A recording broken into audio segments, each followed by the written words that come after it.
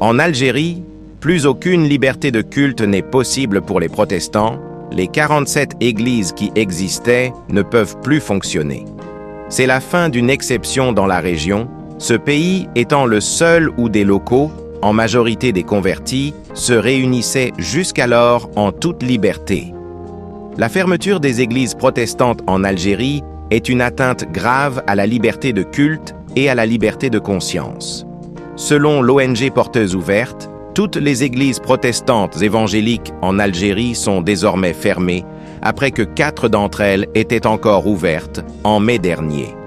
Cette décision est particulièrement préoccupante dans la mesure où les églises protestantes sont fréquentées majoritairement par des Algériens convertis.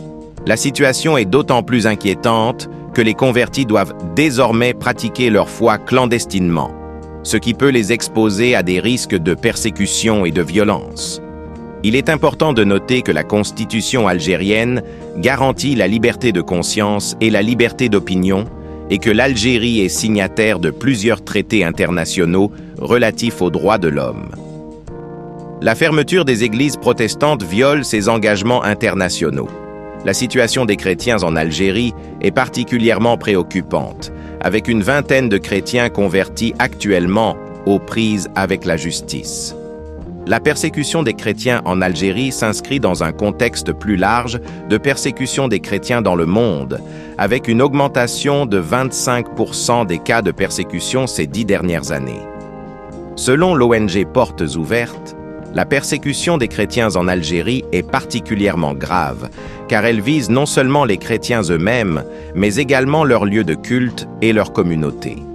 La fermeture des églises protestantes est une atteinte grave à la liberté de culte et à la liberté de conscience, et elle risque de créer un climat de peur et de méfiance parmi les chrétiens en Algérie. Il est essentiel de souligner que la liberté de culte est un droit fondamental qui doit être respecté et protégé. Les autorités algériennes doivent réexaminer leurs décisions et garantir la liberté de culte pour tous les citoyens, quelle que soit leur confession religieuse. La communauté internationale doit également prendre des mesures pour condamner la persécution des chrétiens en Algérie et pour demander aux autorités algériennes de respecter les droits de l'homme et la liberté de culte.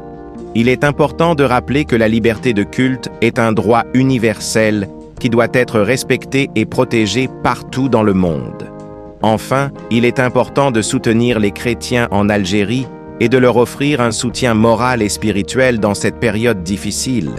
Nous devons nous unir pour défendre la liberté de culte et les droits de l'homme et pour demander aux autorités algériennes de respecter les engagements internationaux qu'elles ont pris en matière de droits de l'homme. Abonne-toi et partage.